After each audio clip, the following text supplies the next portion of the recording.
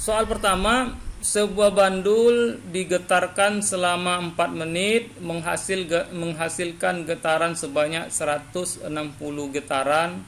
Tentukan berapa frekuensi dan perioda. Nah, tadi kita sudah jelaskan persamaan frekuensi dan persamaan perioda. Ya, kita coba menyelesaikannya. Yang pertama, kita ketahui waktu getar itu adalah 4 menit, ya. Jumlah getaran yang terjadi selama 4 menit itu adalah 160 getaran. Berapakah frekuensi yang terjadi dan berapakah periode yang terjadi? Kita jawab. Yang pertama, frekuensi adalah jumlah getaran yang terjadi per satuan waktu. Nah, kita langsung masukkan angkanya, di mana jumlah getarannya 160 getaran, terus waktunya 4 menit, kita jadikan ke second karena kita nanti satunya hertz. Jadi 4 kali 60 second, sehingga hasilnya adalah 0,615 hertz. Terus yang kedua, perioda rumusnya adalah T per N atau C per F atau C per 1 per frekuensi.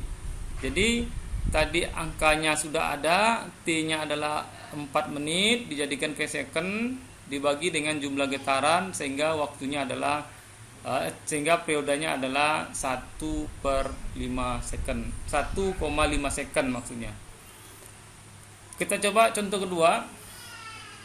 Sebuah bandul sederhana memiliki massa 10 kg dengan panjang tali 125 cm jika percepatan gravitasi 9,81 meter per second dan bandul tersebut terjadi simpangan sudut terbesar sebesar 20 derajat.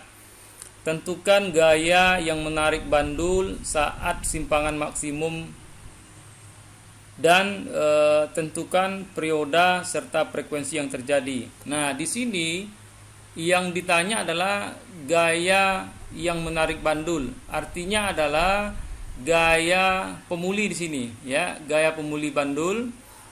Terus ditentukan juga perioda dan frekuensi. Nah, kita coba jawab.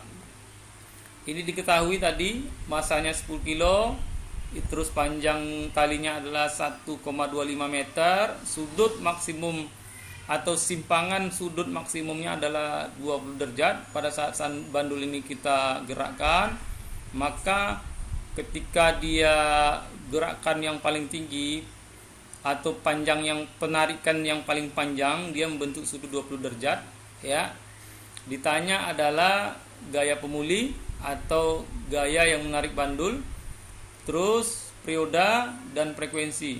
Nah, untuk persamaan ini tadi sudah kita jelaskan bahwa persamaan untuk gaya tarik bandul atau gaya pemuli itu adalah minus M dikali dengan G dikali sin theta, di mana M inilah massa bandul, G inilah gaya atau percepatan gravitasi bumi, sedangkan sin theta ini, di mana theta ini adalah 20 derajat. Maka persamaannya kita uraikan sehingga hasilnya adalah minus 33,35 Newton. Nah, tadi saya sampaikan bahwa tanda negatif hanya menunjukkan gaya tarik bandul. Jadi gaya tarik bandul itu ke kiri kita anggap dia negatif, sedangkan ke kanan adalah kita anggap dia positif. Jadi kita buat di sini adalah negatif.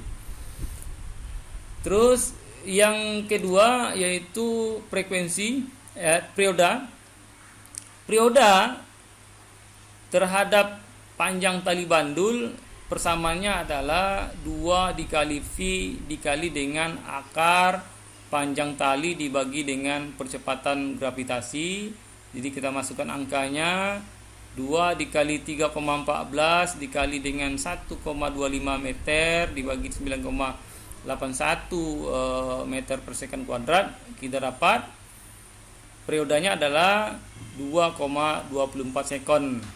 Nah, yang terakhir di soal kedua ini adalah frekuensi. Kalau sudah dapat perioda, otomatis kita dapat frekuensi, karena tadi hubungan frekuensi dengan perioda adalah frekuensi sama dengan C per perioda. Jadi kita langsung masuk 1 dibagi dengan 2,24 second, dapatnya adalah 0,45 Hz. Nah, ini untuk soal kedua. Kita coba soal ketiga. Soal ketiga adalah sebuah bandul sederhana memiliki panjang tali sepanjang 150 cm mengayun sehingga simpangan sudut maksimum bandul terjadi adalah 30 derajat.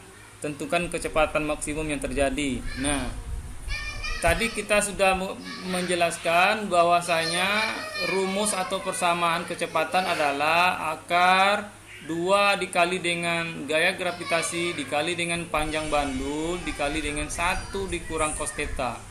Dan kita jabarkan sehingga dapatlah kecepatan dari kecepatan getaran pada bandul adalah 1,62 meter per second. Nah, ini dia.